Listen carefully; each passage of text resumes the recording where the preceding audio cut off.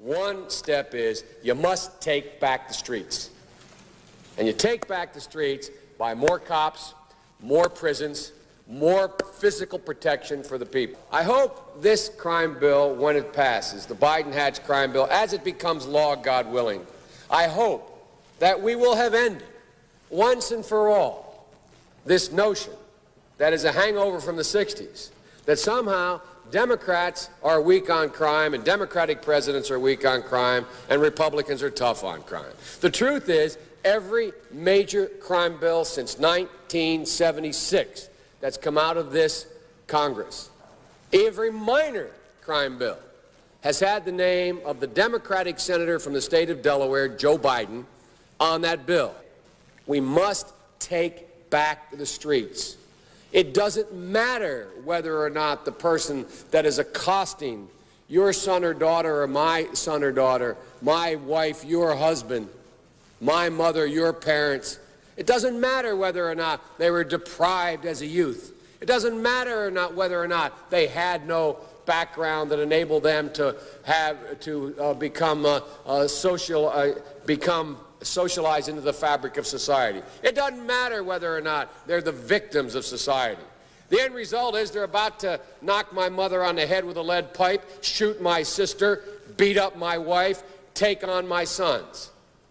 So I don't want to ask what made them do this. They must be taken off the street.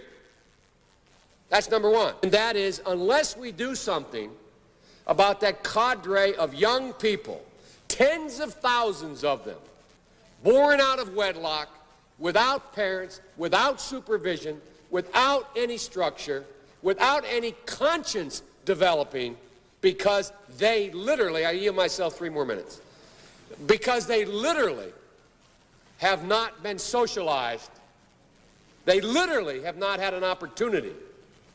We should focus on them now, not out of a liberal instinct for love, brother, and humanity, although I think that's a good instinct, but for simple, pragmatic reasons. If we don't, they will, or a portion of them will, become the predators 15 years from now. And, Madam President, we have predators on our streets. You're looking at the fellow who was one of the primary architects of the Sentencing Commission. You know what the basic premise of the Sentencing Commission is? I know the presiding officer knows.